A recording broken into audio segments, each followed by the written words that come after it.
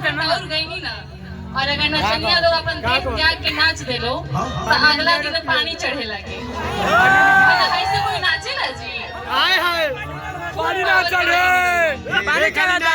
इसे टावर को हम चढ़ाई ले जाता है। इसे टावर में नहीं मारे के ना मर दी ना होगा तो वो टावर पर चढ़ जाएगी। टावर पर चढ़ो। कहां चढ़ो? प्रेमी ओरिजिनल में ब्याह करेगा ना। जे चढ़ी ओकरा से बोल से ये तो बारे चढ़े हां मने। प्यार और मौत से डरता कौन है? कौन है? प्यार तो हो जाता है, इसे करता कौन है? प्यार और मौत से डरता कौन है? कौन है? प्यार तो हो जाता है, इसे करता कौन है? कौन है? और प्यार में तो हम अपना जान भी कुर्बान करते हैं। हाय हाय पर पता तो चले हमसे प्यार ये करता दे कौन है? शराब का ये दे हां मने जाने मन शराब का व्याप में जहर भी पी सकता हूँ। अरमान मेरे दिल में है कि तेरे लिए मर के भी जी सकता हूँ। वो कहता देखो जिया दुबा भैया अब के बुझाई हमरा प्यार का कहाना।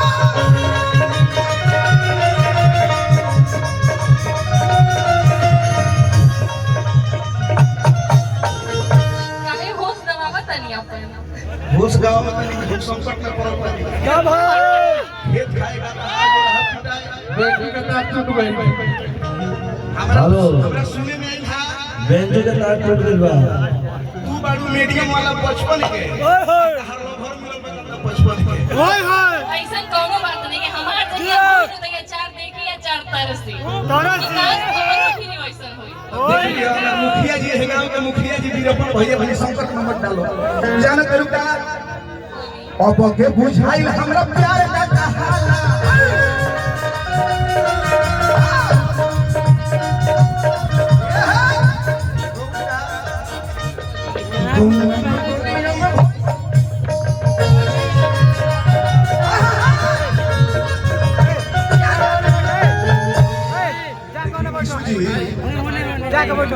जब देखने दीपक किनार में हिल पिल कोइले को का बोला रवा कहीं तो उतार दे।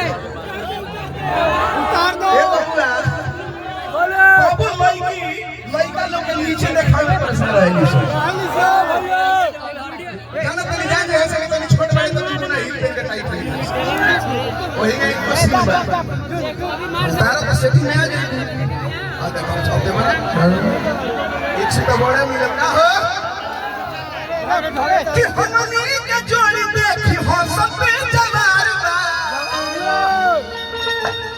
हमनी के जोड़ी देखी हो सब पे जवार बा।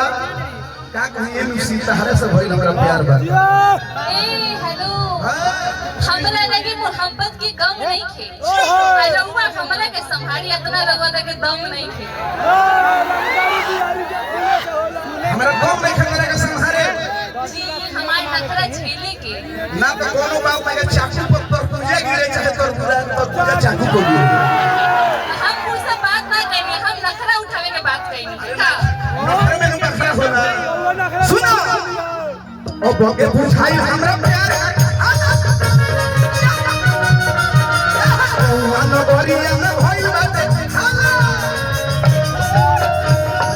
ये भी सुजोरी का कैसे भाव सुबोध के ला पंकज लाल अब के बुझाई अंदर हम ही छपल मांगे टिटिया के बारे में हम ही छपल मांगे टिटिया के बारे में तन्नी सु हमर चढ़ गइली हमरे लल्ला और मोर जान हमर चढ़ गइली हमरे लल्ला और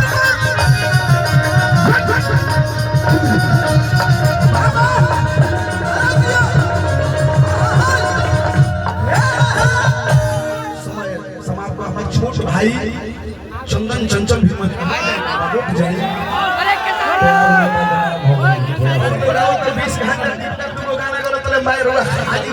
हेलो ना ना गाई रौरे बन छ। हेलो दीपक जी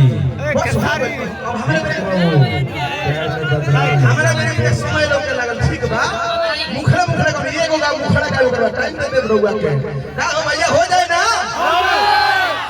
तमाम गाना रखिया का हाथ तोड़ा लेके इतना सुंदर हाला हो जाए। चाहत ताजा कर देंगे। एकदम तू बहुत तो कोई देंगे कहाँ बीतवला ना कि रतिया कहाँ बीतवला ना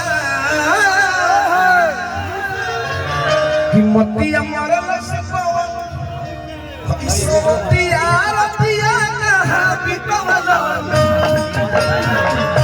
बता दो सिलवा रहे कि फूल मोतिया रतिया कहाँ समय समाप्त वाले की एगो मुखड़ा गाई पूरा कर दीजिए। पूरा कर दी हाँ हाउ में गाई काटो कि प्यार में बदनाम हो